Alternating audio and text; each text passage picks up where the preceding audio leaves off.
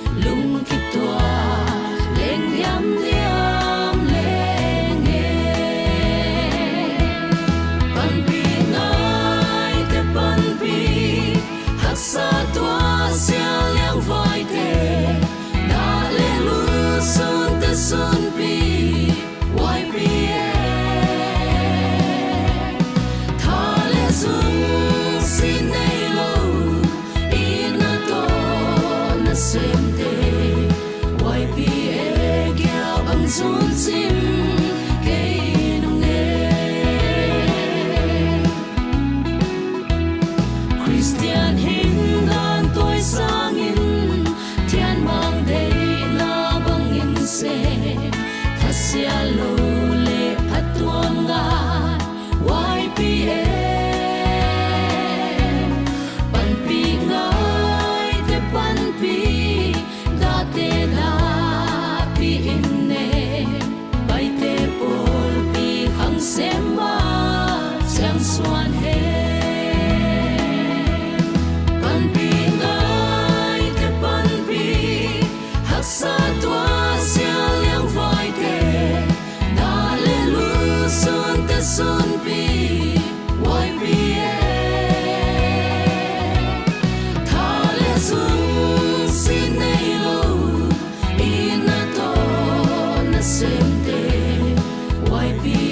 cho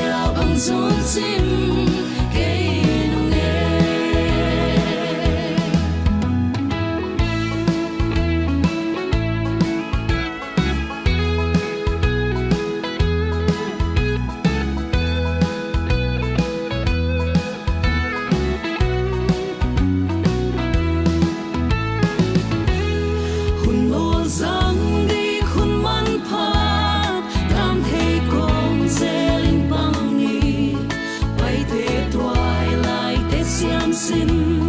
Ghiền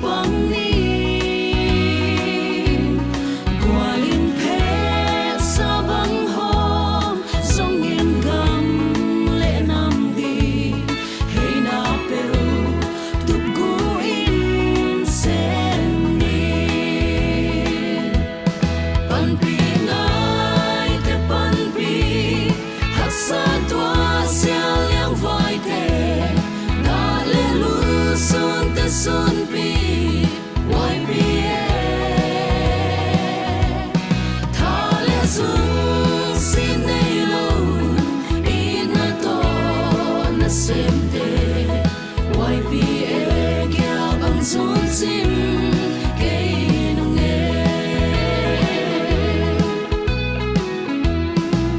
Gõ để không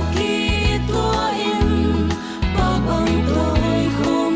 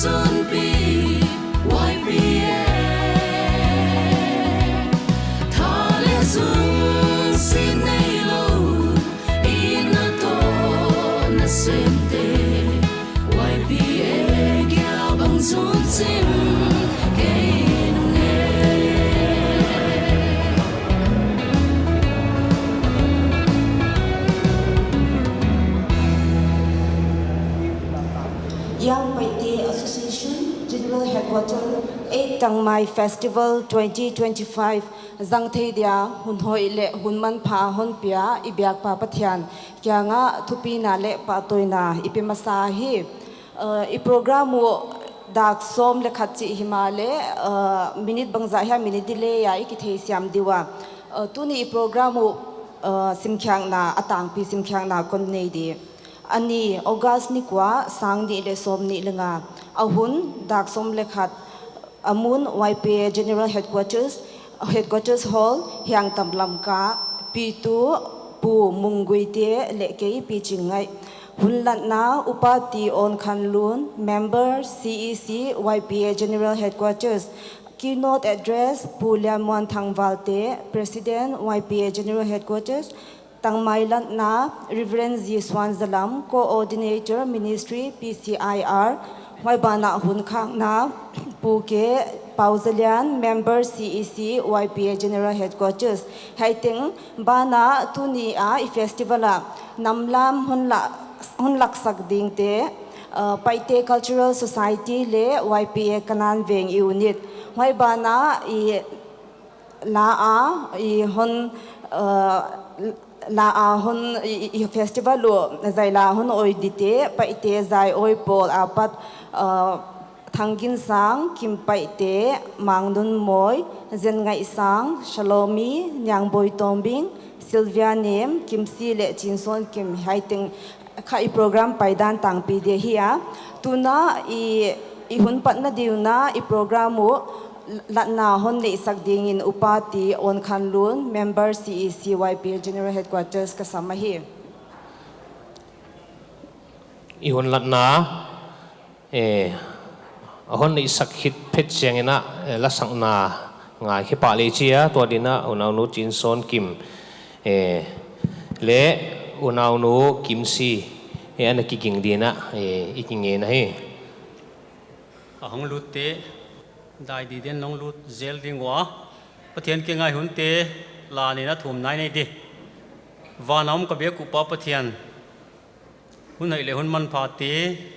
na hon musaka YPA headquarters in Tang Mai Festival ana sayu tu kum agyat veina bang pi tunga oma program te abula pan thei ding din muna na hon pina katante je kon namin phatin na kyang ki pa thu kon gen wa hi tuina to pa he programa tan mun poimo tak nei himale si na te je ka jang thelo bang au mu a amau teleng to pa na khamwan na ka hon nget sak hi huchi komina tam zo tham te to pa he program jang thei ding le tan vo nei tuam teleng to pa mel mu om theya na hon ma kai na na ki thua pina ka tan te je kon le na kyang ki pa thu kon gen wa hi ye ka programun to pa khat le khat ki unau sem na le ki pum khat na hon tun hen lan kumong pai zel dia le ye Tang Mai Festival jang sun zom zel thei ding in kaman pi sak le chin na kyang kang thu mo hi tu ne program ka zat di te tengun na khutha thili thia hon kem sakin hon dam tu Jesu Christ minin na kyang kong thu mu hi amen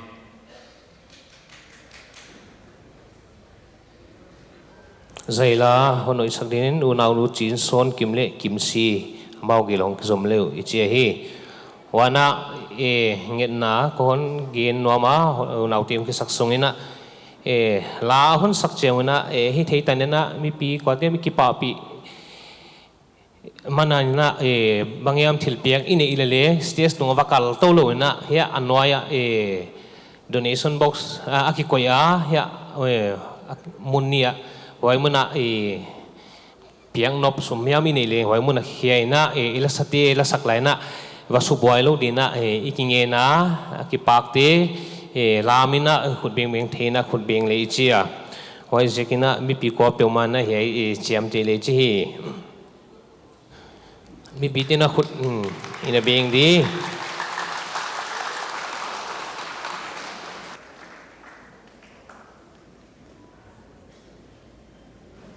o Tang Mai chi la kon sane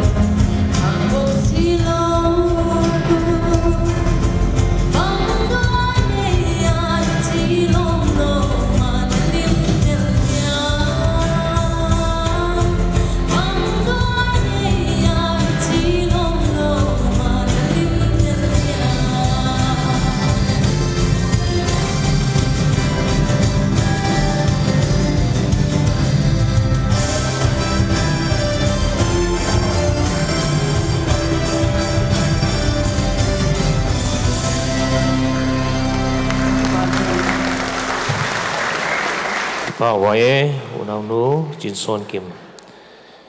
unau nu kim si zaila hon oi di nama isamahi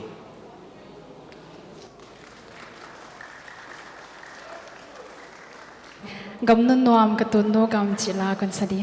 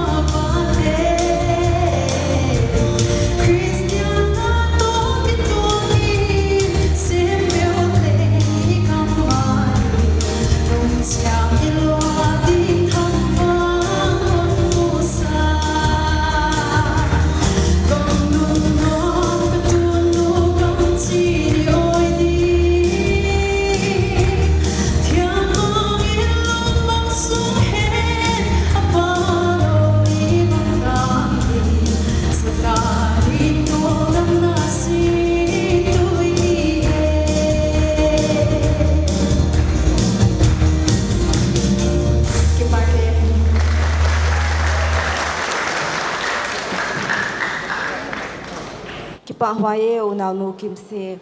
tuna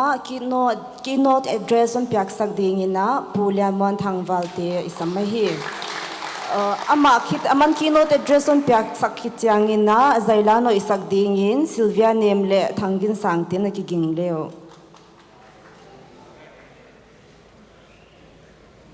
Tangmai festival Gyadveina Chibai Patian hunai tak hon bol saka kipawai kasa Uchi laina a program hilo Patian program ziakina YPA lamka unita YPA jenang lamka unita le YPA khomin thang unita lusun na ina tuaka tunina amaute kasun pi thu kapuanga hi tuna han to na lama nesenang lamka wana new lamka block han muala le ya lamka han muala han to mai chi thea amau teleng a hi thele ana saimanium zenzel he pitagina asers lam heutu lam tena amau te tangmai di ana ko isakleng banga chi di o kachia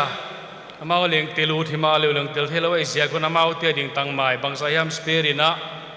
lamkahan mual nu lamka blokhan mual le jinang lamkahan muala ba pe thei liang a hoi de o kachia hi tu ni na pai khomi pi te ato ki pa thu ka hon ge na adia ke na seppi PTC lam heu tu te wana siam sin pol lam heu tu te wana pai te cultural society ate wana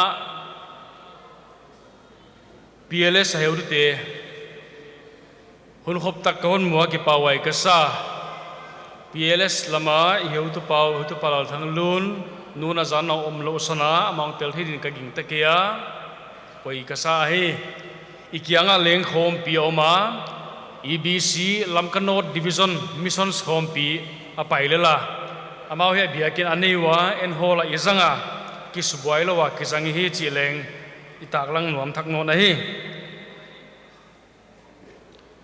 tu ni he bang pian khen the na ding a vai sai tom de tung ki pa thu kon gen uda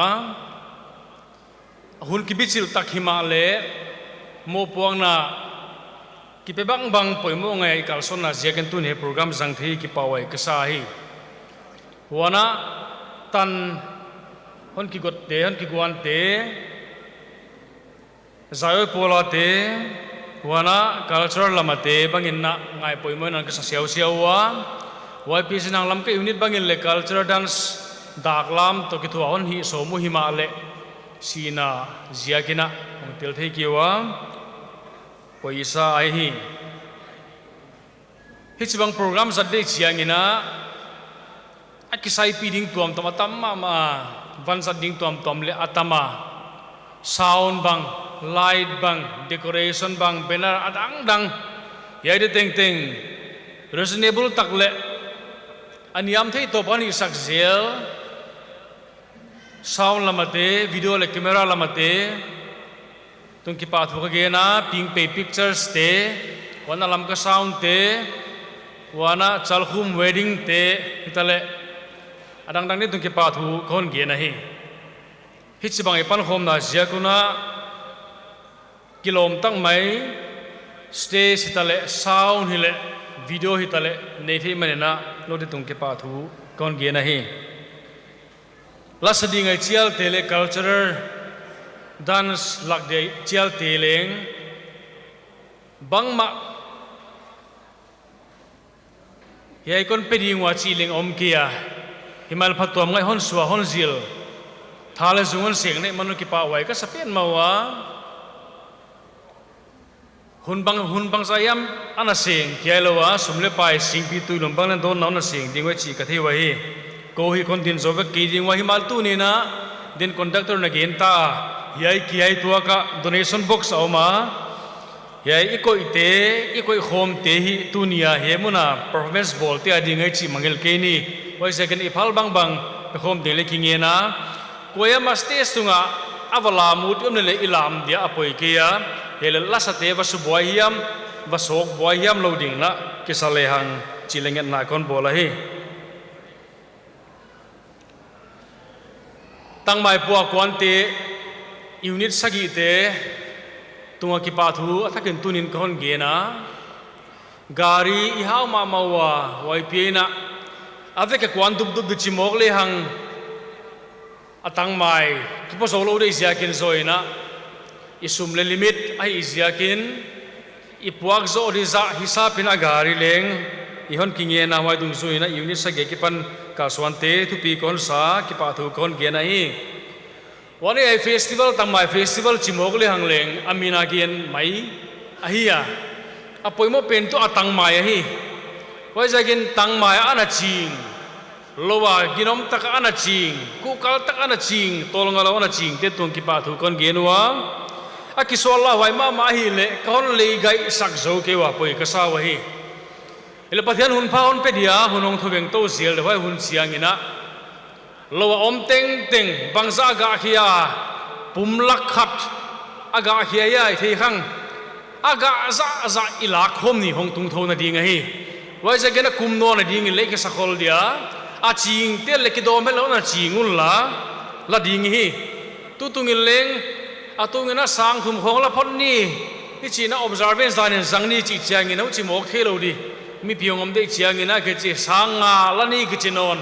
hiloi vo tom di vo chin amul lama ko kal suan te na sang sagi sang giat phial bang hi on non tungwa thu pi ma mai sa wana ilag ding chiang in leng aman he bazar re ta hilo de na amon ki kwana izia ken hon hi isak zia kuna ki pa wai a ki sa hi tu tungina unaw lungthula aching te aham phakhaphot dingwa wana unaw kai lama ching te to kumnon siang in bel koi teng te ki chinga chion kian dia hun pai sai na hi le adang dang lungchin simbu ka do da gam teng akila khoma tu tungin hu chin a ki ke deu chi tan kon kian ding a hi tang mai festival sang ni le som le giatin ana ki pan khia ama sa pen waina ni ki zanga hu chinang pai to tu agiat veina ai ta hu chi komina tu tuina delhi YPS Joint Headquarters Delhi makai naina unit thum te to South unit North unit West unit te to pangkhomina official takina Delhi tangmai festival ama sapen ana jang dingu chileng itaklanga kipawai sapen mahi tuni taklam dang ni lekimina programi ana pandingwa hun paisa na Guwahati te Bengaluru te Shillong te khongale ana jang zelwa huchilo ti phu banga leng tu tungina Delhi hun paisa na Delhi leng ichina in kwan dan ina lomle volte na jang seng maleo official taktaka kisat masang na tu tunga hi chi he kon taklang a hi kum paisa te na Manipur government to ikisop lai ina ichilai lai dia Horticulture Department nuaya tangmai ma izia kina fun chibai ni ye tangmai festival dingina lakhat khongan koi khyak sak zelua wai hon pe zelua wai pan san la tangmai hun khop ta akile khe thei zela tu tungina hi le akingel le kingin kia dil leng bel tu tung kan kana pai sam dingom lo chi ya kisa tamma ma hilele ei le ki to del ni photina chi zia kina koima government e dang dange soklowena pan kilatowa phatwa ngai tom de tho khom pan sanina he festival kisang to wai chi leng tunin kon tak lang thang no ma hi wana hi ai tang mai festival hi e namte e nam e paite namte a kya hilowa state pumpi festival aswa ding le kide izia kina wai ding na hun paisa memorandum te anekipia a sao pi khop le atung manta himale recognize in angom manlowina le de bangena ki parsu mallowina thil tom tomina hon lab kha himale hunong pai zel dinga ni khatte hiai tangmai festival state festival apoi mole national festival tan phalong swa ke di ichingam ke hi tu kumina unaw naga lamte na tangmai festival aguk veina ana sang tawa ei sangina ana pangso deu a hi ei apan khemasa hi chi leng ikemangil ke dia wai chiangena ei cucumber chi tangmai chi pen midang ha to ki bang ke ya tulane vai te on puak bang lang lang ten puak te inek le I hai le esanga de salal la kai zap te bang wana hotel khonga ki sang tom te hi ye apuak let te hi ya a tes leus te la thu pilo himale elo ya table hi le I hai chiang bang ale kin taka I ha le ha ki su tu pa chet huchi kho pan nip soft mo tender ichidiama ai zia kana ai unique mama hun paisa ina minister I kamangil soka amin kha waibang chief guest ai chial line horti minister hai line ye ge ta ki bola ye lu na bula tang mai ki do pheya hon ne pheya atop tan ane suaka atut tan alen ne pe ilahi hi chibanga tang mai lim ne khangai nai lo kai chi mai da nei ve apai le seng pidim ki posak lai huchidan unique tangmai ne hi manin ham phat wai sapen ma pathian vozol na lenga hi wai jagena hunong pai zelding aleng aching tena na staken ching ni kumnon bangena tangmai le ching himim farm bangana bol leuchin bol kya khol ding na hiu ichi a hi 2018 na tangmai festival ina din khiawa ina pan khiawa atu pi pen khat lani kon gendinga inamin festival khat beng ni hoivio api do zat khom thei di chen ki gel siangina atuam tom hon kian himal eito relevant ilo apiang ngek wai bana apoi mo pen tu ele ki promote the na ding hoi pen bangi ding yam chi woi business headquarters sina ko gen khom wa top pina vai mi chi pol bang le om atuam tom chi pol bang le om hile leng kon gen chianguna tang mai hile e to ki 11 pel le dik pen ding ai chi na tang mai kon chiwa wai pan san tang mai festival hong ki chi khia hi wai ban tang mai festival atu bangim tu i culture le i tradition i ton dan te wana inam tu ki sai tam pita gen khak ania wai kelo na tu ni na iki pele i farmer te ichi ma aching mi te ele iki promote tu akele kon promote to lo ding hi asia kale ya ilo piang te ile sao pp state tom kan zo tak lo hi ya ele sungma iki promote to aching te bang chile kum khatina sing bang zaman le khiak sak zowa ala kasim bang man bangile sak zoya waile phatuam ding hi chi jakina yai te atu pi pen te wa hi chi kon tak lang thang no na hi yai bang atu ne tang mai festival sang dai pai khom kom ne ilung sim ngai to na te ki sakhol na te banga chi do chi ngai to na kalung sim om ma kin khat te da na sia ka da na nei bang kin khat te lung sima ve ngoi nei bang puak gik tak nei bang liom khading chi ka ging ta hi himal tu ni na message tom chi khat ka piang no oma wai ma de wina tu ni ne itang mai ilu hiak ding te ilo piang sa hi ya hai thak ti bang le ina sang taw tam zoi na himal tu ni ne mo na ilu hiak te ini ging te teng den siang ne pastor lan laun ne sak ding ai mani na lungbon wai leng sa ama leng ilaka mani nong tel the ki pa wai ka sa ma to ni ki pa thu ka ge na hi tulai kho veliet siang ina alanga nam tuam la ka hitale ei sunga adia kena gel le hang ina boina pi pe no ka thei tu ei le ki tot na ipol sunga inam sunga polom te YPA siam sin pol pi PTC PLS PCS PZP PNP adang hau chik ka ki ke to na chim thoi na phone ho in meng me ka in thai te milung sim tampi tak suboi chi the ya poi ka sa hi tuina hi ai te ke ma mi mal tak kana su siang ina awai pi su dan hi pa lo ina ke man kana su siang ina ka mu khia khat au ma wai tu bangai me chi le hi chi banga thu se vik le agel i chi te hi i te siang ina inam sunga leng khosak na lamale atuan tualte in mun lo mun nei zo lo te himale ale lama gamne nam in ma te hiu kachi hi kamudani na gamne na mana in ma na olmo ma alo ding dan tuan theilo beidong gopin gel mai kole ko kin sak thei da chi mai huchi kom ma huai te ma apoken moni diola nei zolo khosang na haksa in lo khong khasa ge khole tamzo hi ding huai te pen ma mi hau sa te anei zo te ma business bolian tak te huai te khut zata namsung subo tu awan sa le pan kha hui poi ka sa hi elleu chin mi hau sa te khosang na stable ma te business bol te huchi banga social media ki huar na chi khong gel de hun man nei lo ding ayo in mun leng nei zo lo in lo khosa ge te ta gam nam i hiwa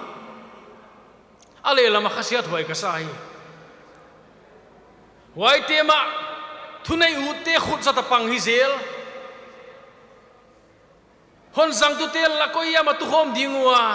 i business bang chile lo ching thei dia ho chin ho lim dingwa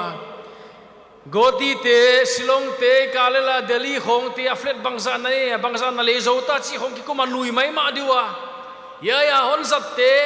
kinak na chi ding a the zak de van zat teula kho sa zo lo kham ding lenga zo lo don ding khop lenga zo lo te hilai ding ai wai ka chi chang na poi ka sa na ka sa hi tuina e azo gen thei te ma i hal kha ko poi mo ka sa hi ikam boloi ding in inam boloi ding in isap tuam boloi ding in ate mai ki pat kile ko ki pan ding ya wai din tu ni ne tang mai festival huna khon chel kan han thon no mai hiya hoi ke chin ko ma ka specified kia ka specific kia himala kam udan hon gien ka hi kisu mama ni mi khat sung min siat som te na chi te por khat sung min dai som te na chi te om si be hi wai pia bang again gien wa wai pia la poi ki sama malowa tol lal phet nahi no ada gim wa hi la hi wai pia de poi na khat lem lo su khat wal lo hi na thei ding wai wai zegin no ada gim wai mai tol wai mai hu chulo deu thil dang an hi leo chin wana gel ko muna article khathiam bayam khat khong gel leo chin phatwa ma su mai thei ding ai china kon han thon wama wadin kon sia la hi I khovel din muni movement phol iena ilung sim aboi mama chi the hi kagen singma bagin lom tikal kagen tamta a atak gam tuan tak lo hi ya wai zakina hi chi phot ding hi ele den siang ina hong i ding veng non ding a wai siang in tu atak ding te atak di hong piang pan ding a hi chi hi kamu da na hi wai hong tik dil le ka ging ta hi tun tu hiai te huai te khate wai te chi wa I boy mama wa hi hu chi kom kam ka ki pa na mama tu central government bang wana adang te isu boy zong mama wa hi ki tuang lo dan om khem bang le isia mungai hun khen khata ki tuang noi mok le government adia hi boy wai so di le kya le lo wa he chi khatom so din chin ki tuang lo dan khom khem phot di hel agu ta ki tu adi ngai wai tu pa nei ding ai thil teng ke tu noi chi hi thelo wai ina sep na chiat ki respect sak ki za tak sak chial le hang wai pan khom na te la ka poimo pin khate ve yom lo na bang gen sia yom lo na bang dem tang mai festival bang ke sal le vai mim festival ile ana chi pol bang kol tu festival ile chi pol bang om se chi dan le te mo izat zat izang ke dia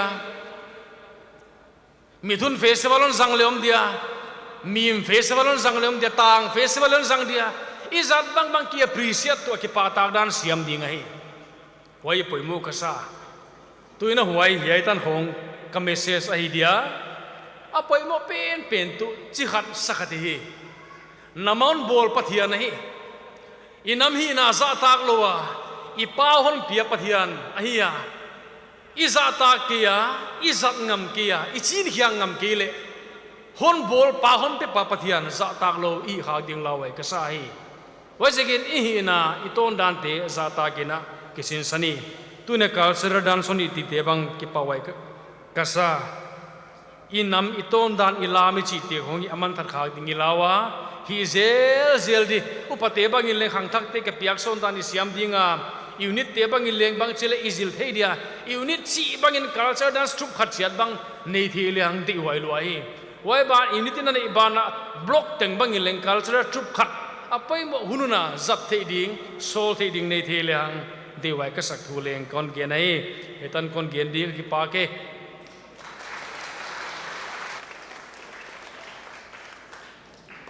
tuna lan sak dingina Sylvia name isama ama akhitina thangin sangin hon zom dia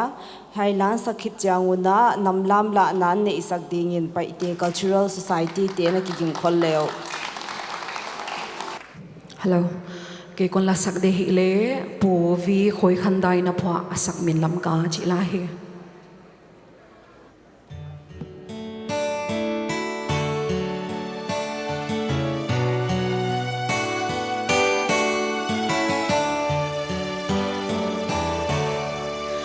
vang khopi ni bang luôn lại làm ca cột cổ sal pha he luang sing bang apuk na asum tuan giang nun nuam le apil zong e gam lum bang sum sal pha si sana bua sa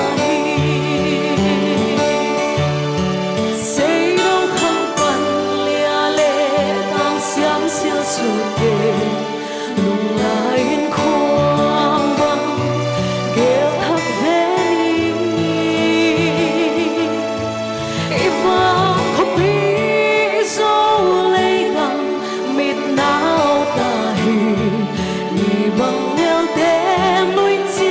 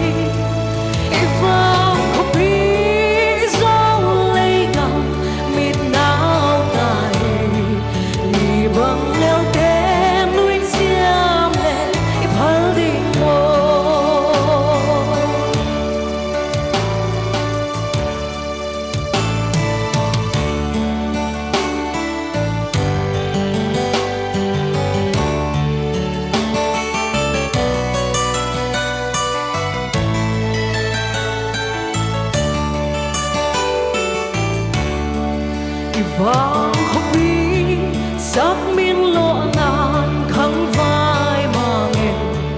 đèn bạc luôn tan xa miền thấy bóng lơ sao chỉ thoáng qua ta về cả vá băng tuang đi mai mịt xua đến xin lại nai xa na hiền hồ say đâu không phần lia lệ tan xiêm siêu sụt đền lùng lại khoang vắng kêu thắc về vang khóc bi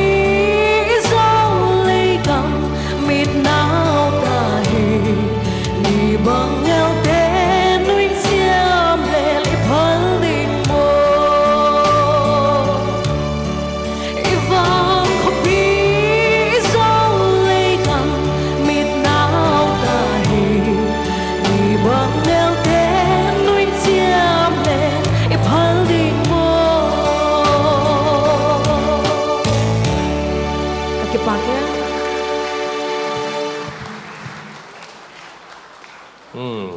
pa hoye unau nu silve tung ki pa thor ki tuna unau pa thangin sangin zaila honoi dia honoi khit changina abana dina hichin hi thakle kichia tangmai lat na nei le uthoi sa Reverend Z Swan Salamina tangmai te lan na hon nei sak hi unau pa thangin sangina hon sakit chiangina Lơ, check. Damu hiya le. Tom chỉ con bảo đi. Cùng sốt pi mà. Lem tan lộ na zia cái chỉ bằng cái răng thì lộ com lại na. Hiểu được tiền tin khiang na chance nam pino nó ki pa thu con kia na. Mà ba na le. Hon na pan pion la mi pi mà tie bang in le. Hon na to son un lan. Ka hoi lộ na tiền thu hi lun lan. Tai ka ngai len tai un. Tu ni na ang tang ka ki sa artist la ken leu te. Dorka pol la ka ke chau ka tua dorka mi giat la ka ke chau ka tua ang tang ki sa ka hiya tang mai la khong YouTube pa ka zona le tang mai la wang ma ya hoi ja ke na tu nin atang mai lo de zo la kon samai dinga tang mai la dan ni hon da lak sak le te mo sa khom ni wale kala thak pe ni pan dia zo nun lui ni zo duang le sun tang lai na lung leng ni oi ngua wale le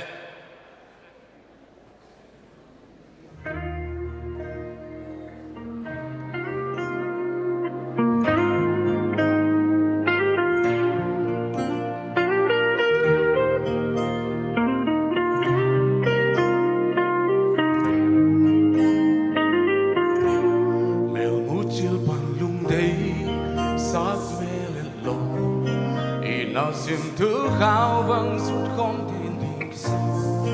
hi dòng lung gel kỹ đăng ta hồn lê đi liam dễ ni gel hoa mang kịp đi zal mang băng lên luôn lùi ra tâm xiao na tâm sướng à đi mang thơ tông treo véo xin đang ngang ngoài đất ta luôn lùi ngày lâu ngày sáng làm doan ta yêu xin tăng pháo đang bèo đi lùng ngã xiao non lúa mi ra lại à đây chỉ bằng cả tiền xin đừng phun ngoan côi đi nắp vòng cặp lâu na tu lê doa lùng ghé xian lem ghé linh cha mô dần qua à sốt ngày ca tâm khổ ta đi sẽ dùng cùng cả chín lâu vang nhạc na ê thắm lâu ghi bằng khen chim thu lại luôn ngà na kê và bèo tao na luôn tu bông lên xiang thu lâu vang ngày đam sung ngà đi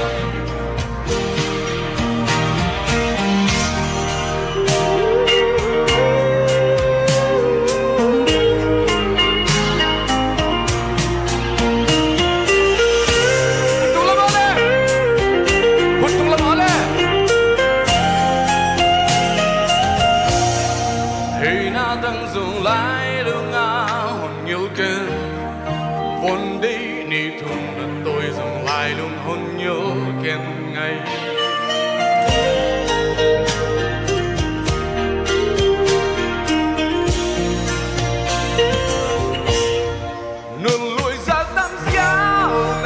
đầm xuống đi mang thơ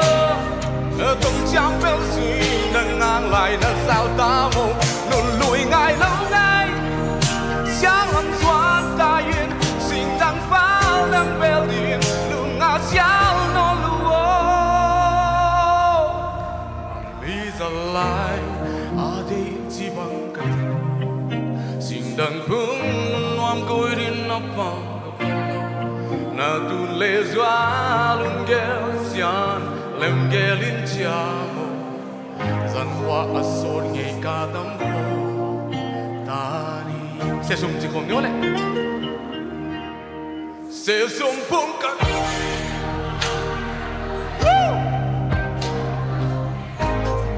sung ai ngan ke va bel ta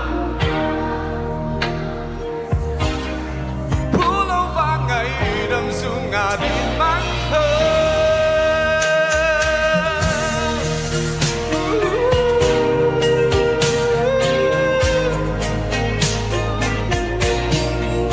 sẽ dung dung cả chín lầu vàng nhau na ê hầm lâu kỳ vang chân chim thu lại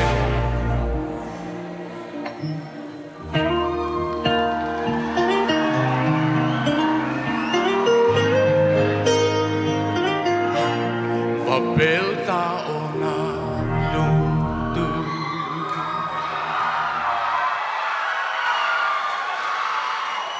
Nomi Unaw pa Tangin sang tunga kipa tu gini Tuna tangmailat na Inay nom ta tangmailat na hon na isagdina Reverend Z Swanzalam Coordinator Ministry PC IR mi pite anh ding tàu chian ni tăng mai lát na hòn ni zo cheng ina ni ding lam sai te na ilem tan dong bang ina tăng mai te hòn hom liu i chi hi lai sang thâu một khát sim ding á chi na tăng mai te lan nai nei đi lấy na về á tuin na khaya nak pi pen mai na hi hoi hi pathian loi tu tuin adima lei khuchi banga na bol nungin amawa dingin ka na bol sak zel hi to pa na thu isimitan cha ta ri wang zo ta hen tang mai te lat nai nei di vanaum ka bia ko le ka belo to pa pathian gam lei tang na bola mi hing na bola lei tang ga swadingin nang na bola huai zal zo tu ding na to pa nang mi hing na bol te la ka khat nam khat din ko te leng na hon bola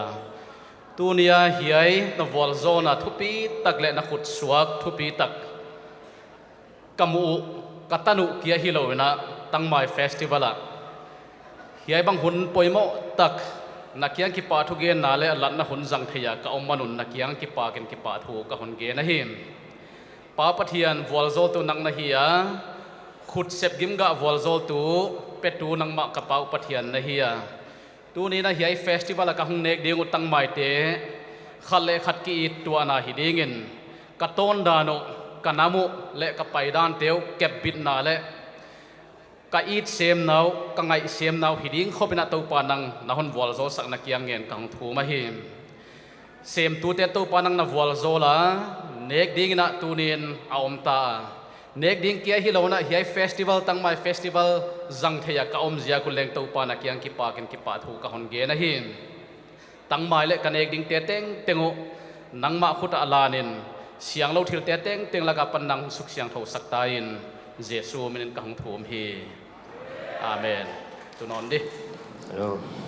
zaila oina ini non dinga una unu salomi le zen ngai sang thei siam ngai siam namlam la na paiti cultural society apatina ini dinga amau hon ni hit chiang ina salomi le zen ngai sang tin hon zom nga liu chi hi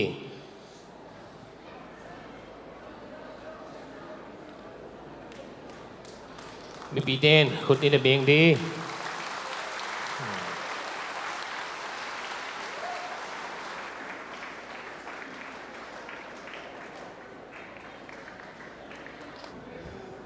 Thum vei chi bai sam dingu pai te culture society menin chi bai wai pie menin tang mai festival menin nuam na zo zo mai ze ne kare tu ni hom tel khalo te chu le lai chan artiste ahong kalto komuna paite culture society a member tele obi te om khathai te hong kalton la huai bana culture society ngai na hi mim kai cha lung leng tele hong kalton artiste kyanga idin pe dingu chia he neu khat kang ja nop tu tungena atuam dau ni hangin khang lui te la sak dan dia sadi pau le khang lui pau upa jang di chi hai jakin kha tu tunga artist te hi nungak go gam le tang fal pakhang sari ngen dan ki ve wa ki bang chu kum som yat sau ka hi chi da ne why jagan non ki pa ti na de u appoint tu ala saku khang luila style ading na hia akai ading na hia pai te pau khang lui pau alam ding na hia chi te dan hon le chana nun ki pa pi te diun kalamen hi toina artist khuta ipe khata yin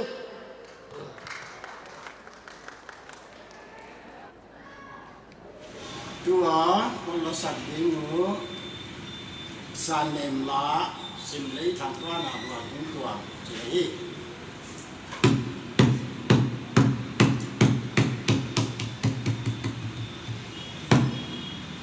xin lấy thằng qua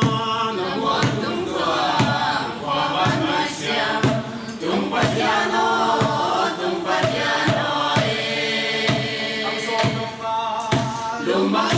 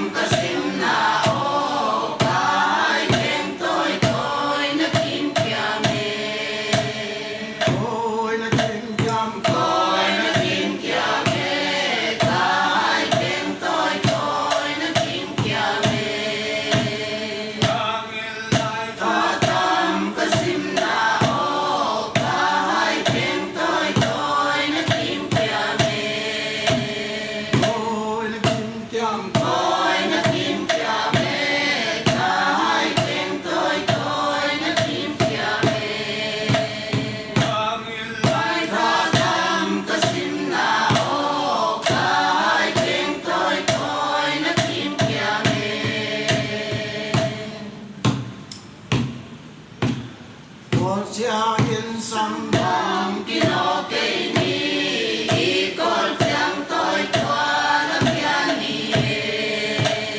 kim thu về khao hoa hoa phổ mi kim sâu cầm lấy kia bấm xuân đi cha yên sam bang kino cây ni con tiếng tôi qua lâm gia ni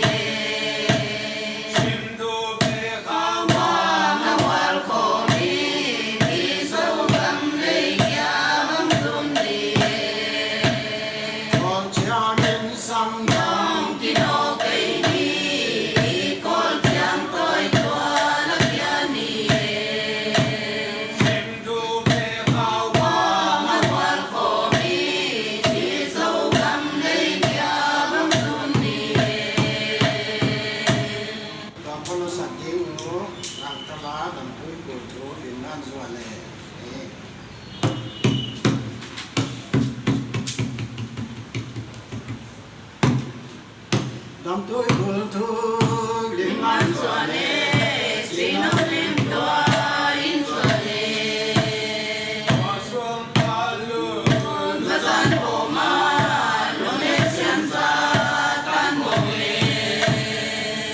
dam tôi buồn thôi lim man xuân lệ xin nó lim toa in xuân lệ hoa xuân ta luôn và gian hồ ma luôn hết xiên xa tan mộng lệ dam tôi buồn thôi lim man xuân lệ xin nó lim toa in xuân lệ hoa xuân ta luôn và gian hồ ma luôn hết xiên xa tan mộng lệ tiếng loan thầy đi các kia nói phụ qua thân quy các dòng ta thân quy dòng ta xây nấu quả đêm cùng xót kia băng dù nên nô tiếng loan thầy đi các kia nói phụ qua thân quy các dòng ta thân quy dòng ta xây nấu quả đêm cùng xót kia băng dù nên nô tiếng loan thầy đi các kia nói phụ qua thân quy các dòng ta thân quy dòng ta xây nấu quả đêm cùng xót kia băng dù nên nô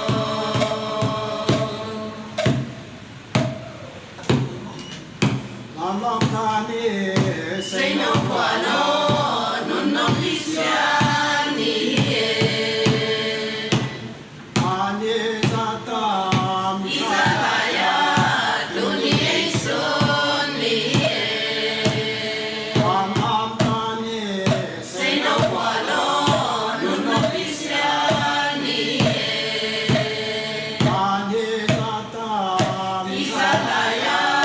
dunia son ni am ta ni xây nấu quả nó nun nông đi xa ni ani zata Isabaya dunia son ni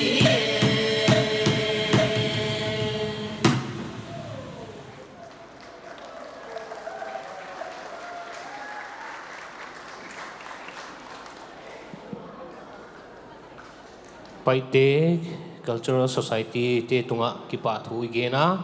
amawa inamlam etlom taka hon la kheng tunga kipa thu igena hi tuna zaila sakna ngai kheng na inei no dinga unaunu salomi le zen ngai sang amauti hong ki som leu ichi hi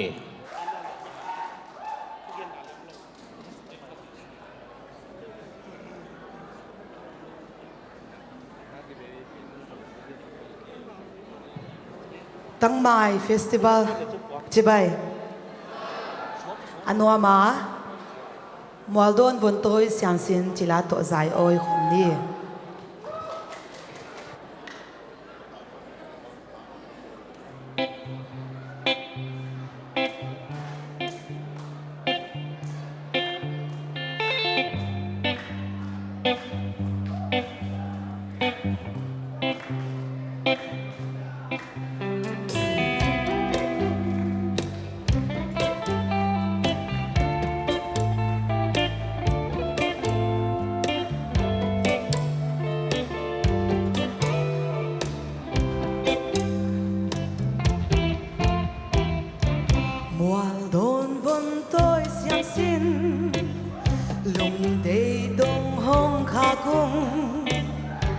igam tul pan kai sa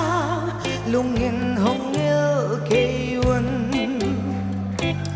hey sa mel hoi atam hey sa lung kwai atam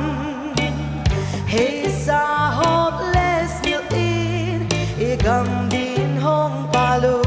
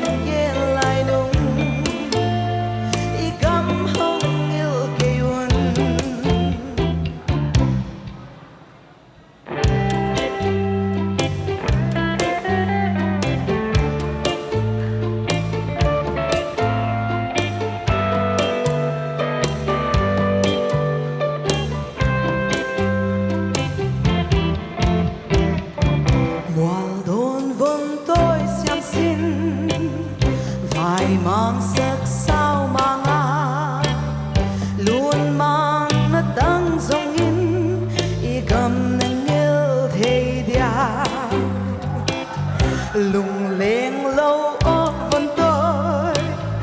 dễ zoom lâu ô vân tôi mua đồn khoác nêu toàn lâu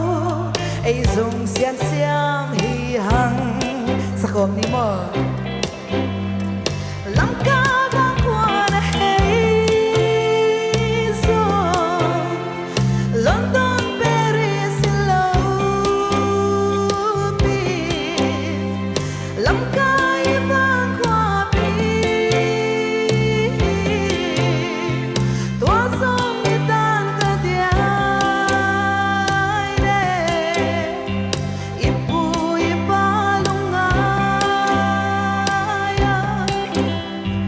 khắp hầm mây đêm mơ khát về hồng kia lại nung i cắm hồng yêu kêu về hồng kia lại nung igam hong il kayun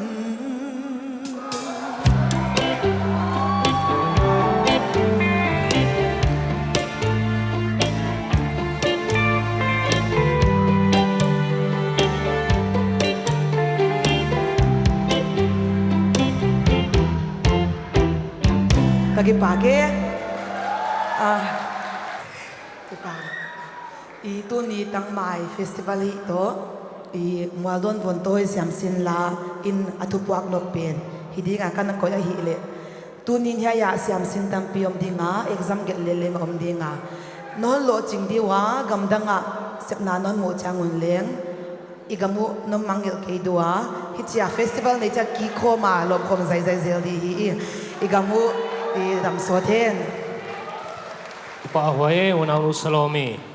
tuna abana unau zen ngai sang ong kisadia ong kisak sungina e thupuan saulu khatkon nei dia unau zen ngai sangina la hon sakhit phet chiangina e mi pi lama pat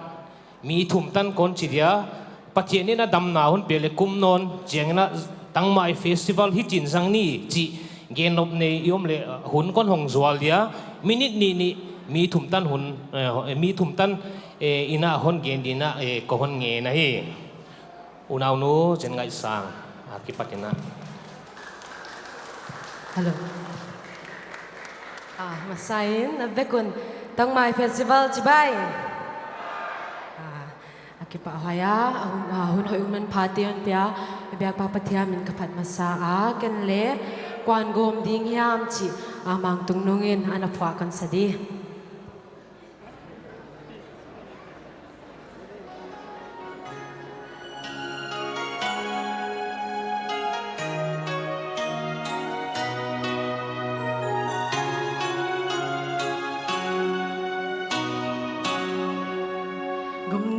nuam pu pa wai sa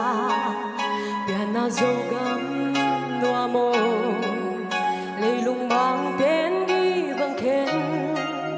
quan tôi bang hong gom ding hia mi te la kia tua lo con ang sim thu la le lo tung thian mang lung yên na ôi na mo niềm băng thian na zo le gam gi bang a gi khen sa te đam tôi băng a luang khom đi quan gom đi yam zo mi te kan mang zo gam tu sa te pa sa kila na mi te gam lady hong po sa kila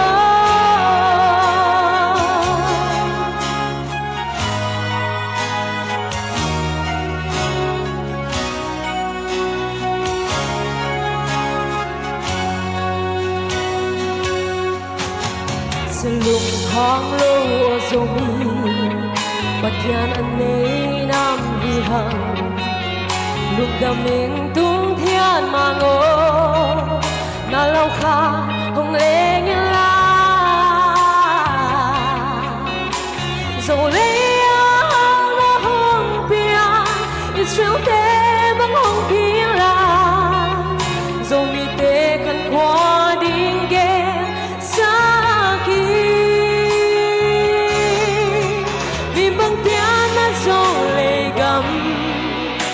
bang a gi khen sa te đam tôi bang a luang khom đi quan gom đi yam zo mi te kan mang zo gam tu sa te pa sa kila nam mi te gam lady hong bo sa kila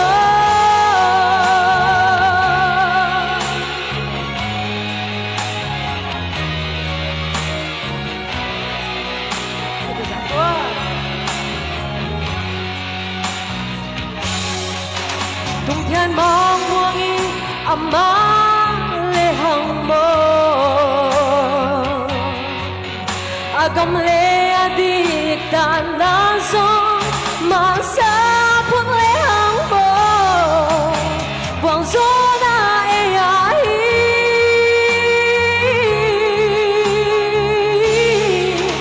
lim bang pian na zo le gam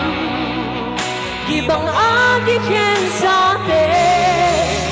đam tôi băng a luang khom đi quan gom đi yam zo mi te kan mang zo gom tu sa te pa sa kila nam mi te gam lady hong po sa kila o thiên mang zo mi te tu pa hong pia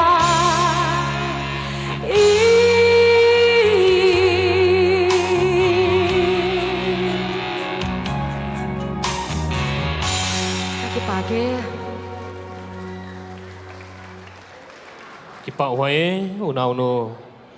zen ngai sang tunga denai chi ma bangina tuna hun tang mai festival to kisai kum non chiang ina hiai dan in sang ni chi gen nuam emi thum tan hun kon pe dinga minute ni chiat gen dina iking na hi tua iza dan kanu hoi di kathei tuan ke yu le kai nai deu le chu poi lo tang mai an min manin again nuam yom la ya hunoma hi I hun le kino wa ilo chia lo he manina ki suang la hello na tangma festival is at didan to kusai kum non chene hi chi bang in sang ni chi gen nuam yom le hun kon hong jek lai di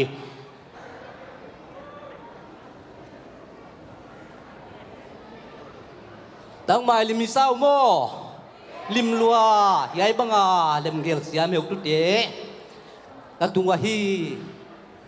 za zao na welcome ka hiu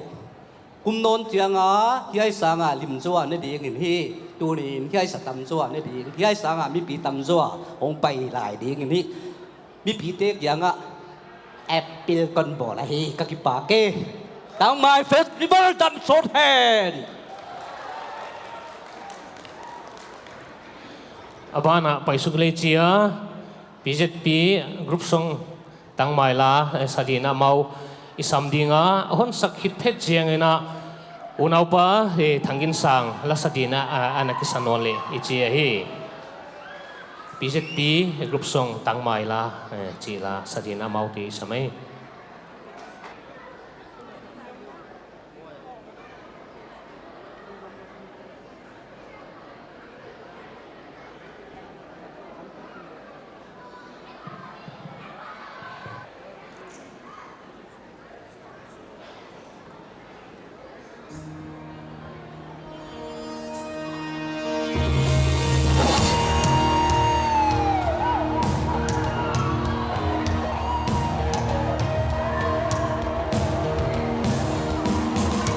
vài lâu còn tốt tầm tung á dây tha đêm hi hồn em thì xin đặng một lâu ngày về lại na ban sang nè ba tôi hôn xuân hi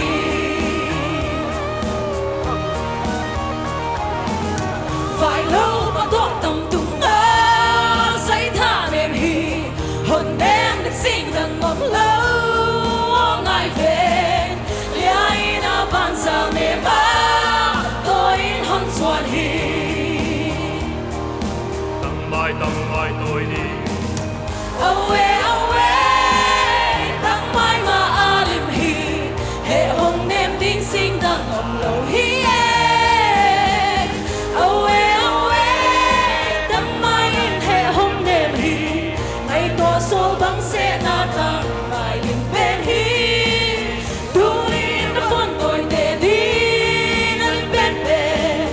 lâu qua bên in tầm mai qua bên bên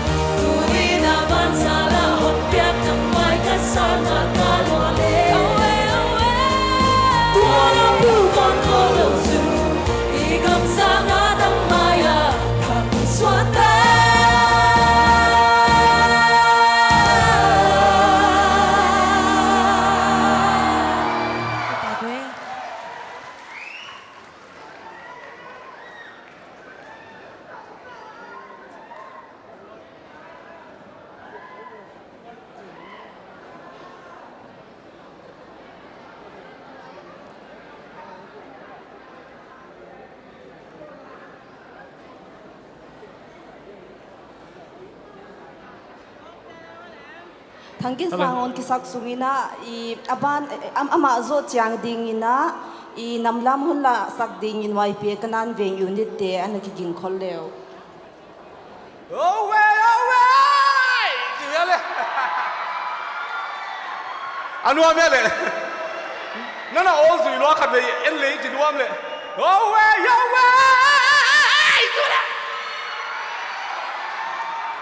that's the spirit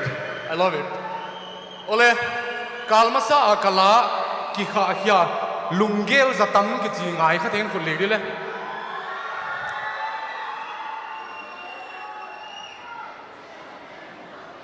musician hoya sao lao xiao mong tel khat yang ding le happy takina khat ve chau ei mi tel ka musician ne kamuan ma mai ve khut beng ni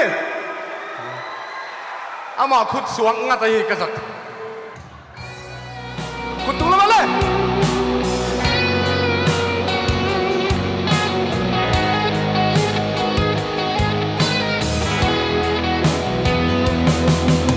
em long tong loan su le la ni gelin na lunga nyuri balun singam sol bang na helai tong cham na sol kha nang di na tan na mo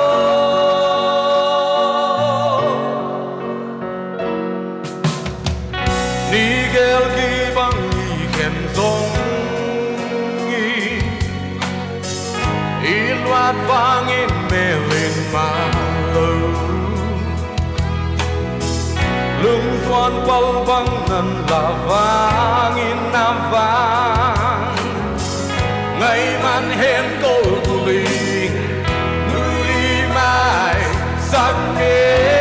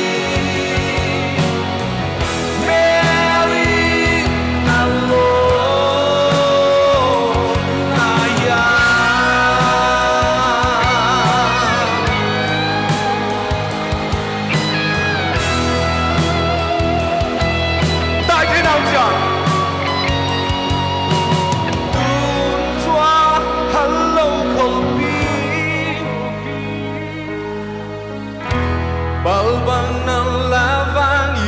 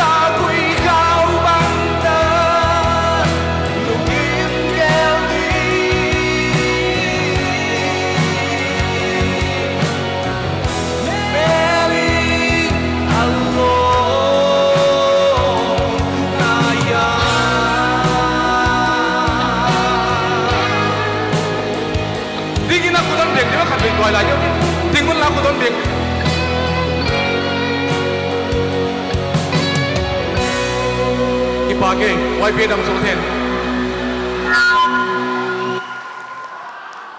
kipa huai ma mai unau pa thangin sang tunga kipa thui gini tuna namla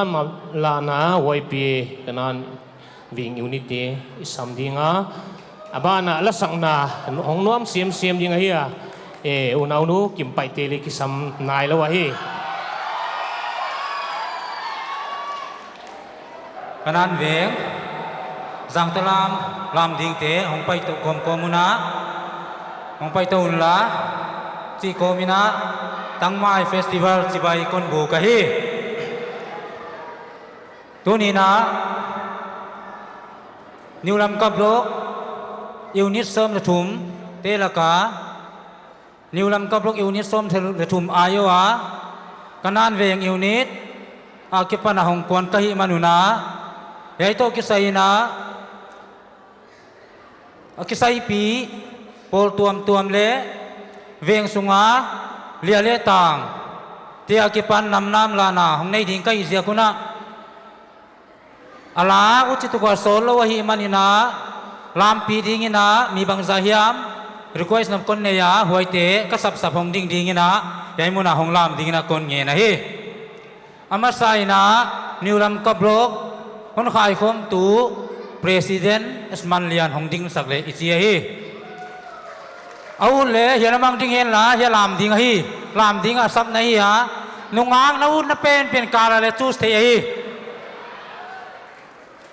wai zo chiang ina niulam ka blok secretary in hon zui to le chi nge na hi ipai te nam adinga hon khai khom alian pen PTC General Headquarters Waya kipan President Secretary in leng yai ko unit lel tak namlam na a hongtel piding ina kon chia la hi PTC General Headquarters President Secretary Waitiam keile PTC General Headquarters apana member mini hongpai ding ina kon nge na hi om khayom le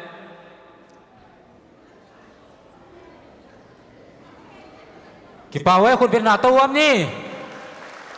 wai lo ina YPA General Headquarters President Secretary inongwam to sakuen la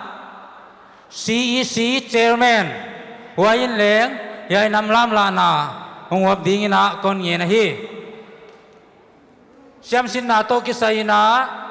siamsin polpi General Headquarters akipan President Secretary in yai namlam la na ko kanan veng unit te hong lam pi ding ina siamsin pol pi akipan President Secretary kaun chia la hi om keile member ong pai khate siamsin pol pi akipan YPA New Lam ka blok advisor papaw lang khan paw in le hong ding to sak le chi nge na hi YPA General Headquarters advisor om khatengin leng hong din to sak leu chi ngen no na hi YPA General Headquarters advisor om khate dai mun lam hong zon towa hong ding ina lam khom zai ya pre khom anuam taka ki ko ding hi non na ki sizing ding wa no to kon sap to te kon sap dan akilain mai lo ina khal le khat kalang ke ong khel ding ina kon nge na hi khal le khat kalang ki hel to ding ina kon nge na ya nungak le tangwal te ki kalang ki helun la style de walam di hiu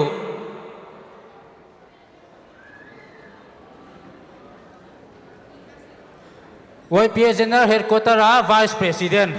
in leng ong din to sak le ji nge na hi YPA General Headquarters Vice President ama leng hiai namlam la na ding ina chiala PZP heutupa nun lian om keile asik le tanga ding khat hong ding ina kon nge na hi PZP lama pan Secretary pu isamahi wailo ina ko vengin kanakina isang mamau artist Salomi in leng hong din to sak le chi nge na hi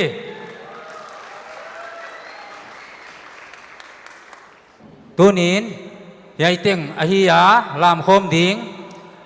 ya lam tau dinga nong kwa nu na nangai tua nau bangom hiam chile kanan veng unit ina aksan na tampi ki tua ka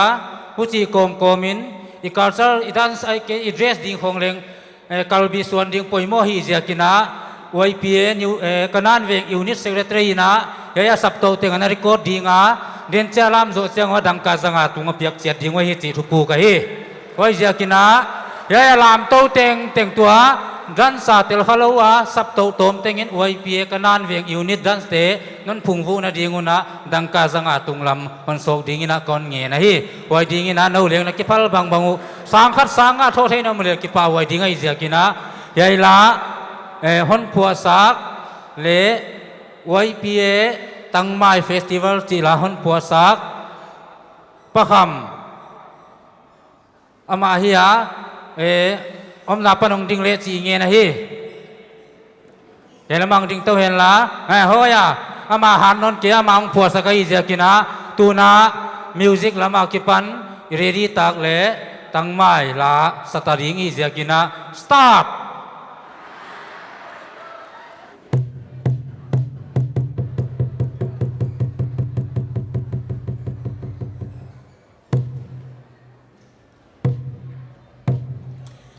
Jin kho lo ma mi bang piang zo lei tam mai zo lei tan mai festival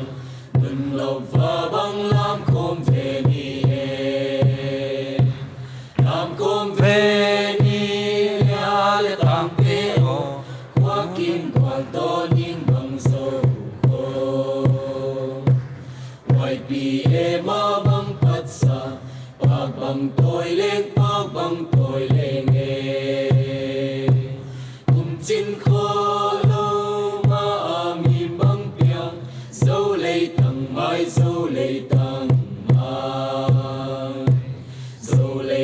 mai festival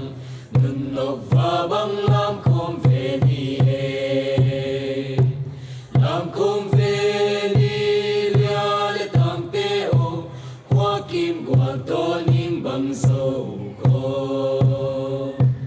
YPA ma bang pat sa pag bang toy leng e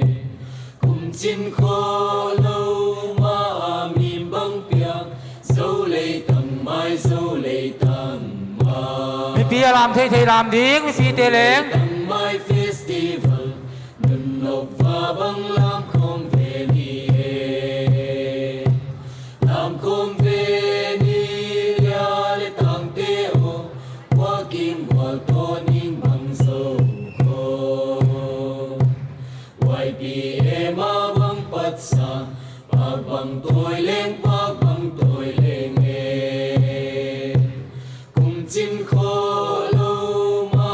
mi bang piang zo lei tang mai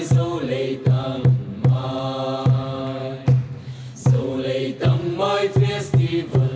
nun lo va bang lam kom ve ni e lam kom ve ni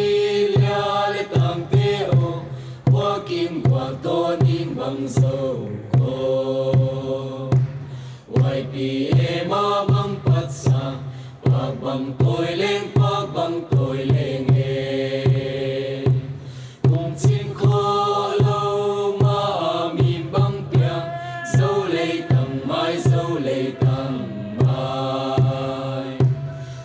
lei tang mai festival nun lo va bang lam kom ve ni e lam kom ve ni ya le tang te o kwa kim kwa to ning bang so ko YPA ma bang pat sa pag bang toy leng e kum chin kho lo ma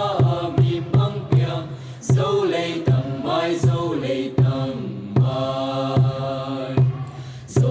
tang mai festival nun lo va bang lam kom ve ni e lam kom ve ni ya le tang te o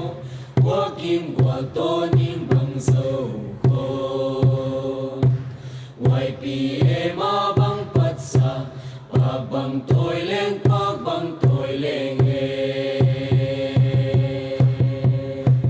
pa hoye mi piten khut benato tuna dinai pon sa bangina heya sap to bikam ten ikipal bang zanga tung lamong pe khom dingina leng kon sa saka tuna dang teng pai dingina kon ngena heya sap to bik tengin heya apekin masa sa nanau zo hiding na izia kuna heu tu pa langkhan pa nong pekin ta pai thei ta hi tuna abana pamanlian na bloka na unit sungate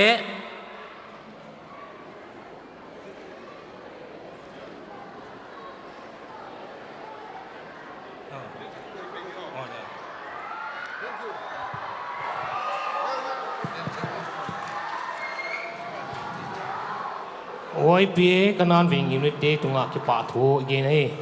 tuna zaila oi na lang na ilunon dia ông pe nai lo ông zek ngak zek ngai ai hi ki pa hoye tunin oi pi in ma son zel he no ki pa ki nge tuna zaila oi na unau nu mang nun moi nun nei sak dia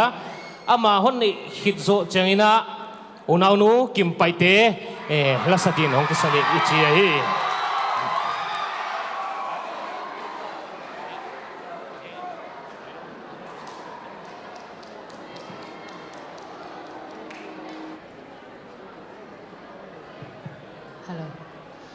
mi pi te tong mai festival chi bai cái hiong làm hiền lâu đi cái hia siano dầu lê chỉ là sắc hồng giả giả nhé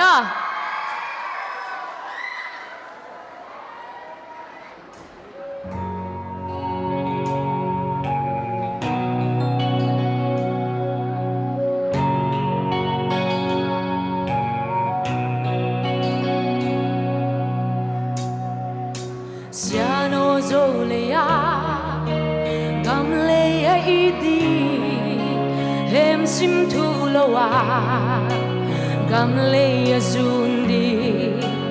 amiza tualia selung tuak lâu te ambang hoài khom đi hong sia mo sia no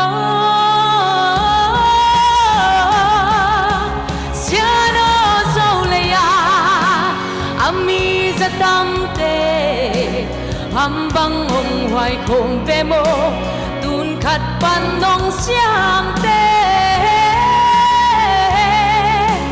lai zum lên liang te đâu gal tăng lâu nun noa mà tui bang goma bal khom ding zata sia no lum bang hong sungi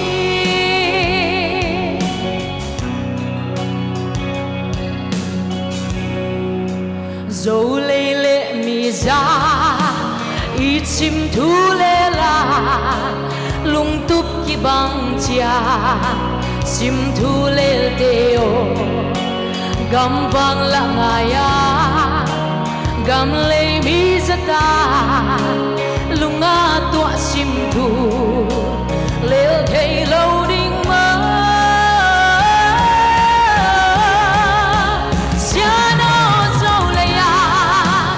ami zatam te ham bang hong hoài khom ve mo tun khat pan nong siam te lai som lên liang te đâu ga tăng lâu nun noa mà tui bang goma bang zo ding zata sia no rum bang hong sungi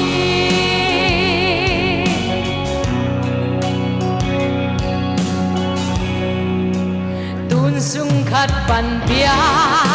dâu ta vốn tôi tê ăn băng na y tê lại lung gel kỳ kin mi ra lên liang tê nun băng đom na đi tu nei na lệ sum na pam bay ngam dia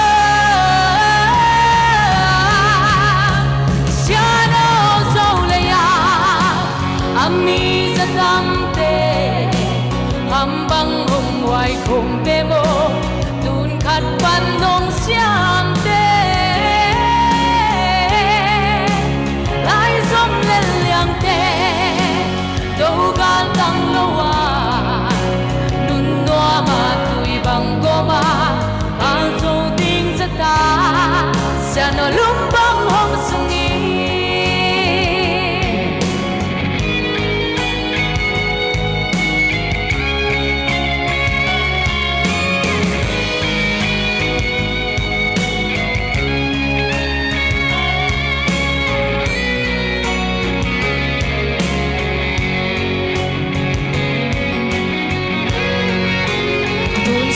khát bần bia dẫu ta vẫn tôi tê ăn vang này lệ lại lung kêu kỳ kinh mi xa lên liang tê nun bang đom na đi tu nei na lệ sum na pam bay ngam bia siano zo le ya ami za kam te ham bang mong wai khom be mo tun khat pan dong siam te lai som le liang te đâu ga tang đâu à nun noa ma tui bang go ma bang zo ting za ta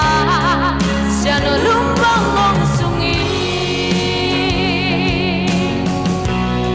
siano lung bang hong sungi siano lung bang hong sungi Takipake. Nuame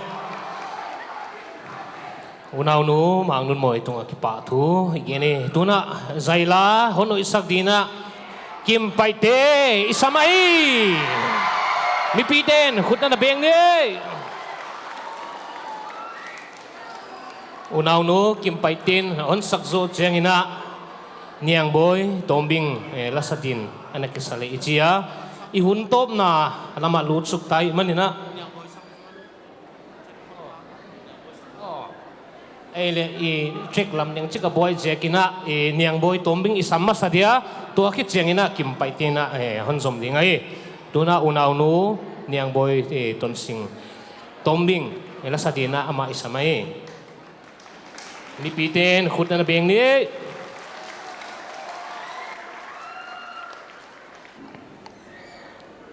Chibay navekun Kehon la sagdek ahiale tunsung khatpan piang chila ahi atheiten isadiwa hon lampi theiten hon lampi ding ka hon nge na hi ala mudute he stage mai lama le lam the hi ala sate iba suk boy ke na ge khatpan piang hinge hinge hange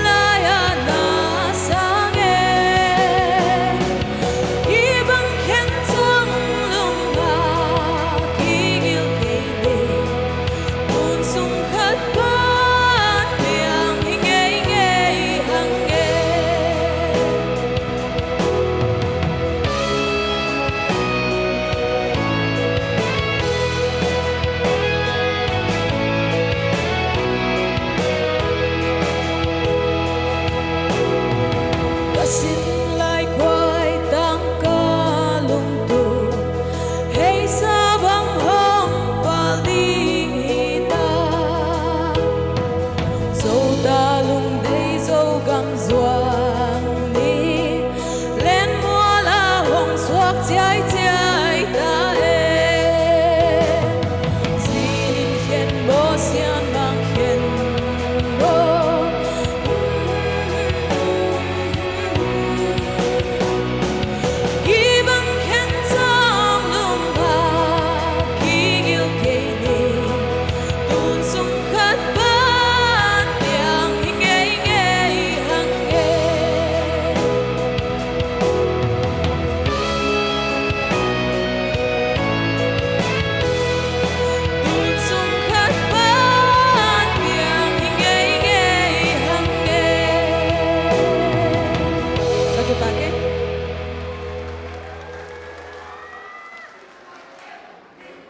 ai le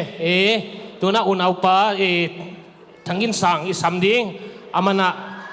nun lui chi la hon salai dina isam hi kim pai te ben a soundtrack alem nai chia lo je kina i siam dia un au pa thangin sang ina nun lui chi la hon oi din isam hi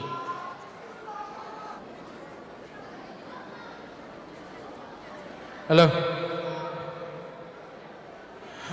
request ma kakipaka nun lui chin hon gom le qua tiếng làm đi của tôi liền mà đủ lệ dầu mi thế tribal thế không mi en hoài hiểu nun lui lá không ăn lẽ làm thế mi vài cái không vui như nhiều sau đó không buồn không biết muốn không bầu mắn lệ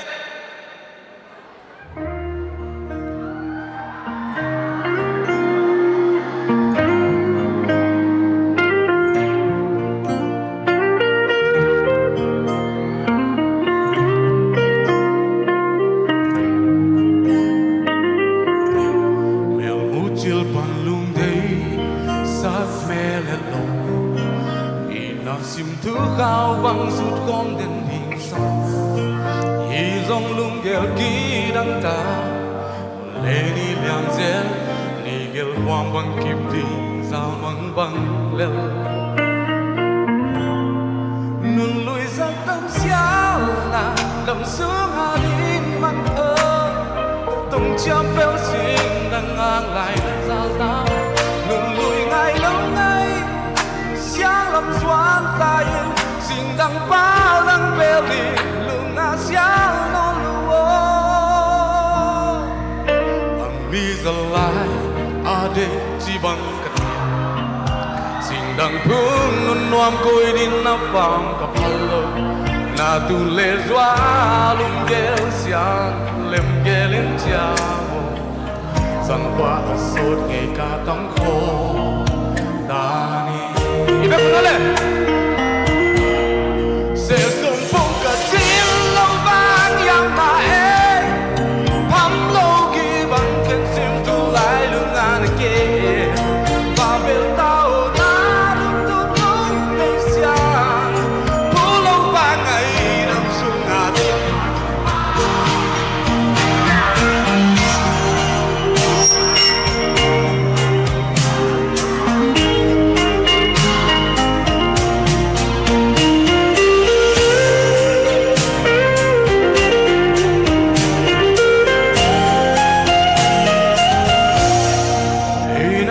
dùng lại đúng à hồn nhớ kém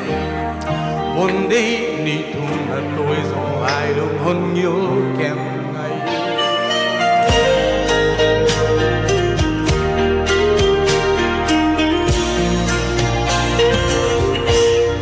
nửa lùi ra tâm xia ngà đầm xuống ngà đi mang thơ tông cha béo xì đang ngang ngày đã sao ta mong nửa lùi ngày lâu đang bèo đi lùng ngã sáng non lúa ami zalai ade chỉ bằng cắt xin đang thương non coi đi nắp vàng cặp hello na tu lê doa lung gel xiang lem gelin chiamo gian hoa sốt ngày ca tắm khô ta đi nun lùi ra tâm xiao na đằng sướng ngà đi mang thơ ở tông chạm béo xinh đang ngang lại đang sao ta vô nun lùi ngày lâu ngày sáng làm doan ta yên xin đăng bao lên béo đi lùng ngà xiao nó lúa sorry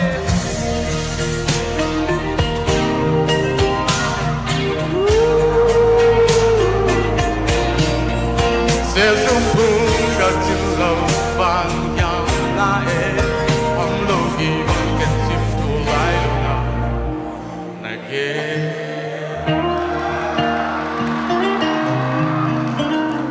anh ngài có điều này khát về con sạc hiền khá khát về cho con sạc thầy lại điểm hi ai teng chau ma ka fans lom lam kai chi tu khal ya na khavi la yo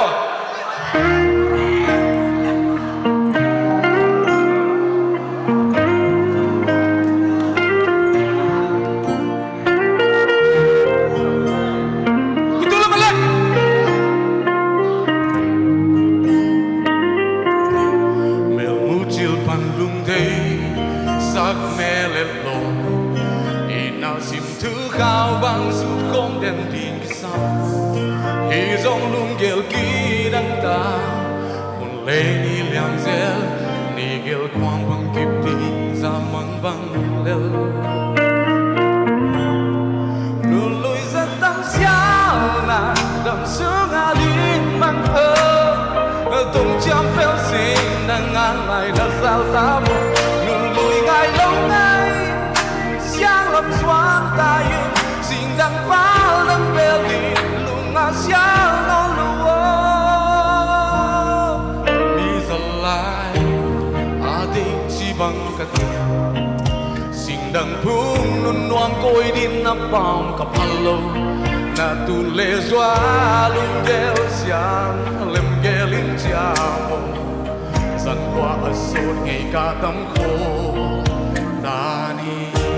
đâu sạc cả tao ôn sẽ sung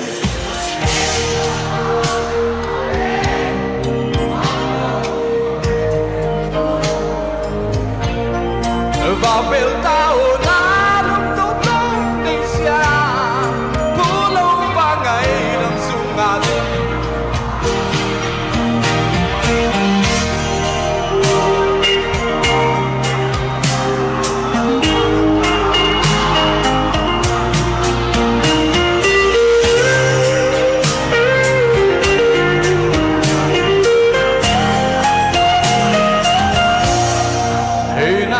dòng lại luôn ngã hồn như kén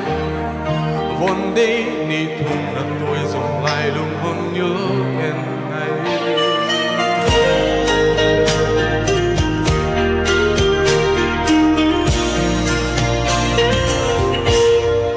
luôn lùi ra tắt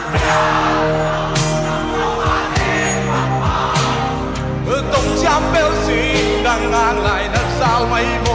luôn lùi ngày lâu đang pháo đang bèo đi lùng ngã xiao nó lúa mi giờ lại đi chỉ bằng cả tiền xin đừng phun non ngoan cùi đi nắp bom cặp hello na tu lê doa lung gel xiao lem gelin chiao dần qua sốt ngày cả tấm khô ta sẽ dùng phong cả chiến long vang yam na e ham lo gi bằng khăn sim tu lại lung ngàn kê và bel tao na lúc tục lung đi xiang phố lâu vang ngày đang sông ngàn e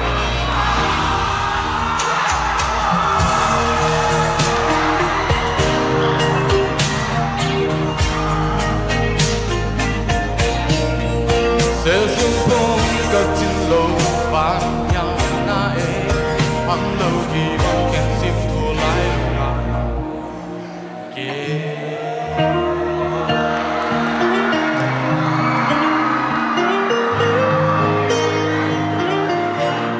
và bel tao na lung tu quay cái hiện đại mày cái bảo huế hôm nào pa thangin sang tu na kim pai te ala sadina isamahi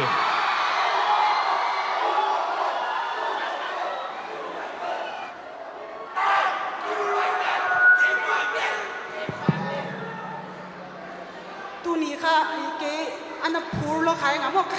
khirap leong bun man lo kai ha ke jo zo la ang pe su pa de kai kha la ke kalam dia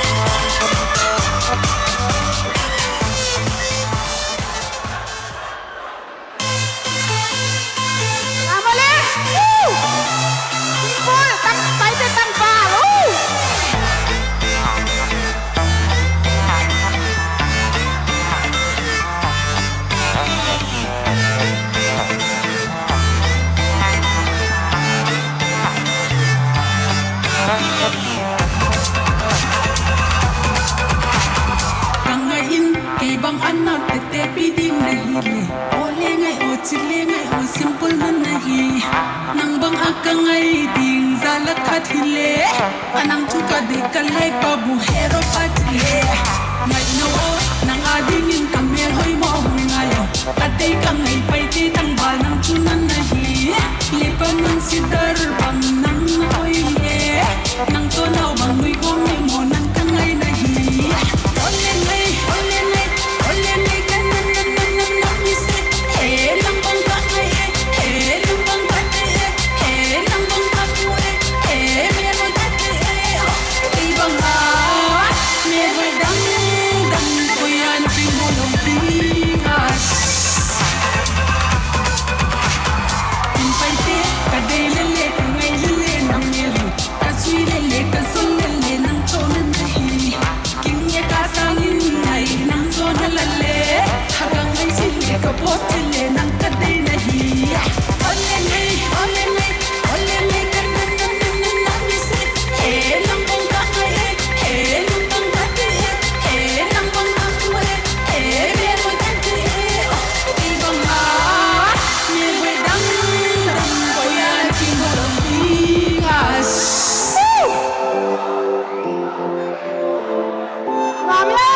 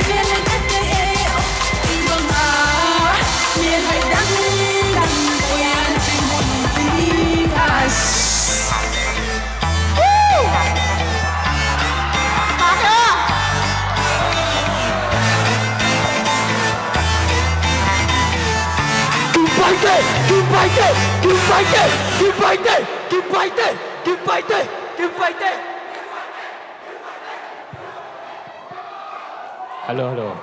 Lakat hon sazom lai dina ingen hi. Lakat unaw no kim pai te lakat hon sazom lai dina ingen hi.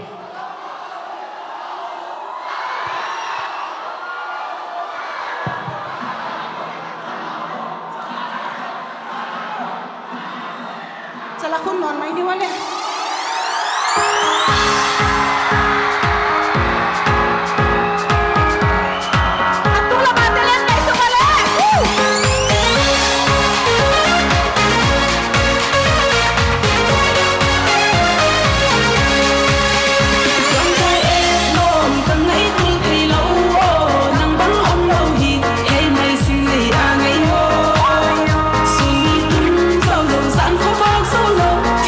bang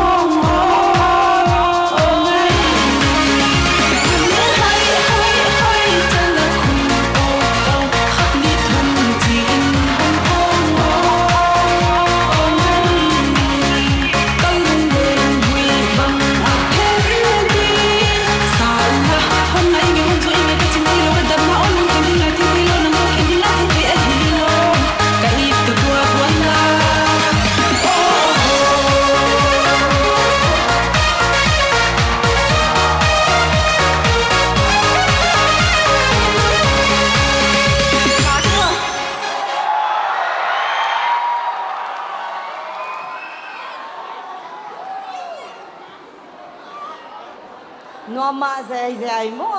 pa hoye kim pai te I tuna I huntop lam inai tawa I president po sa ta pan keynote address on gena lekha I tuni tang mai festival unwam ta ka jang the hima leng ikimi pa ma lusunan nei hiwa mo wai zakina I hunza danu isyam dia I huntom na isamai na I tutung khalui zeka I ina thei cha tu global zomi leng the competition Kuala Lumpur Malaysia I lamka YPA mi le sama ma bana I lamka India represent dia vakwante I YPA general headquarters in ngaina takina chalwa Himalaya tu ni na I khat mela I hong ama atak sainon kilang theya wai zakin ama kha mi pi ma mela na kinei le chi ka uta wai zakin unaw nu nun hoi hi thele ha mi pi ma on kilang le te ma kutin na bieng nai diule ma vai do na le ki papi yak sak nai na ama to I unaw nu than ngai hi Himalaya unaw nu than ngai kha taksa dam lo zakina ama hong kilang thei ki ya hi le ma le ki papi o chi ge na hi unaw nun hoi le I ama kha hi la sale chi kha ide imama wa hi le ama le I anwam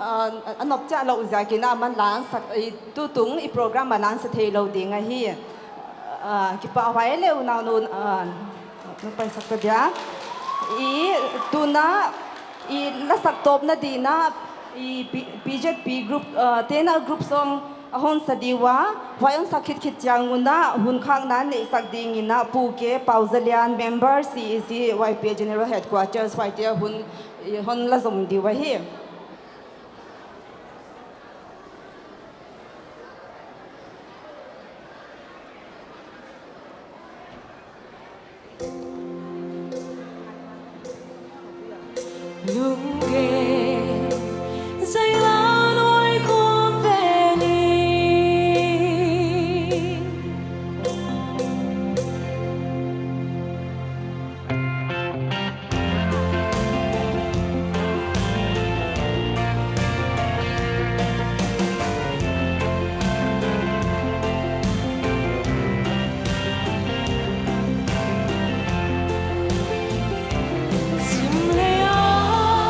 Hãy subscribe cho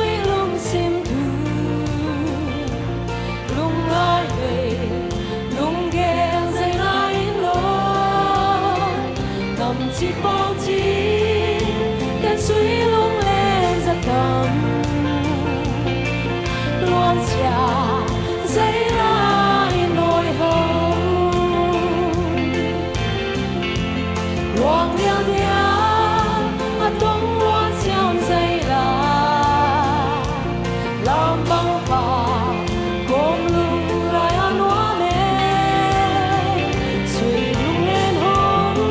để không bỏ lỡ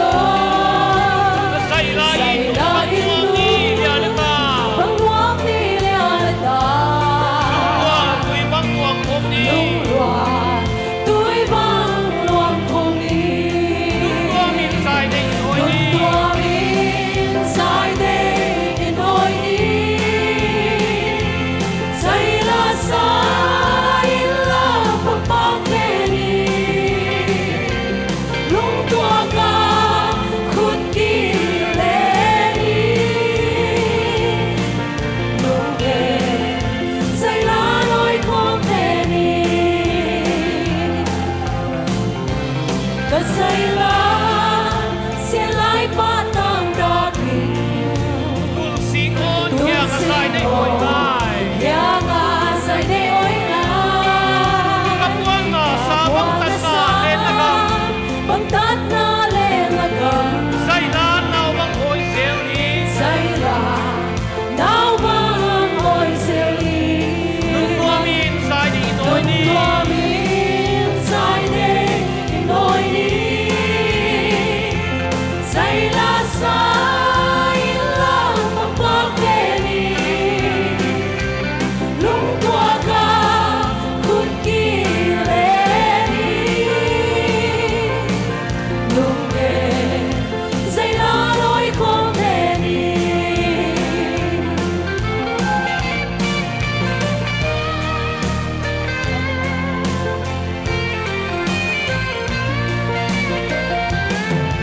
xuân lâu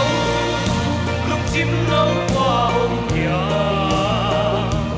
hôn mua lia xa mai lâu qua hôm kia đừng xuân lúc lên tai vắng thế sắc kỳ say ra bầy bé lên nung tua miên nung tua miên sai nung tua miên sai đêm đôi đi say la sai la bak bak ve ni lung tua ka khut ki le ni lung ge say la nói con ve ni lung ge say la nói con ve ni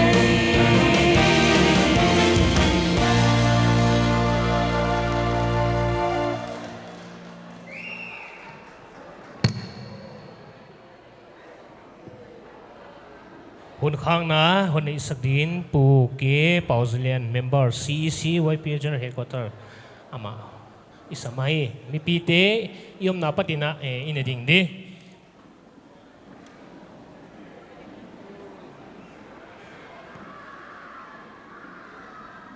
Tang Mai Festival agiat veina nuam takahon jangsak ibiak pa pathian tung amasan kipa thu ka ge nai oi jakin kipa thu gen di tam piam dinga male tunia izan na tung tanga adia kina ya kipa thu gen nuamai ale pathian ma he kun di hallelujah hallelujah ka biak kule ka belwan pathian ing le siang tho namin siang tho kiza ta khen nang hiai the Tang Mai Festival agiat veina nuam takin bang ma subuai tuam lowin non jang sakhin ta a kipang ma men ka kipa thun kyang kon tunu hi ka pawwana om nam chi chi chi pau chi nang ma bola hi a ko nam neu chik atom chik teleng nang man non bol sai hi a kamin diu pai te chi na kanap kimin lo wa nang man non thei pia gam non pia a wana pau non pia ye ba ki huai khom thei ding ina tunina nang man gam le nam non piak te je pai te nam te hi katun ding thei na ding una PNC PTC YPA Siam Sin Paul P pai te nu mei Paul pai te literature sai Paul chi khong bang pai te zayoi Paul chi khong bang min ki phua kuna nang man nama non tun khiak yai nam tun ding thei na ding ina yai Paul P te kan na ki bol wa nang man non vual zol saka yai tan non tuna ka ki pang ma mawi ka ki pa thun kyang kan tunu hi pawana om the kapaina dingu sau piom laya kapaina u lampia haksa a zum lehiam kala himale nangman tunina do tu meitegal thupi tak kumni paisan kana tua kwa himale tuina thawui thau tang aging non ke ya himale thu aveng nai ke kamabanu sau piom lai นังมันตะกะไม่ทายเตเลียงไว้เตน้ำต้มเตอาหารเราเตปันพิปากาเปาปะเทียนหุ่นไปซาเต็งตะนนมปีบังอินกรรมบานุสาวปีกับไปนาดิงอมลายเตียหนต้นปีนหนปีนหุจินก็แล้วก็กินนาเตคิตัวนาเตองหังเซมเซเมลา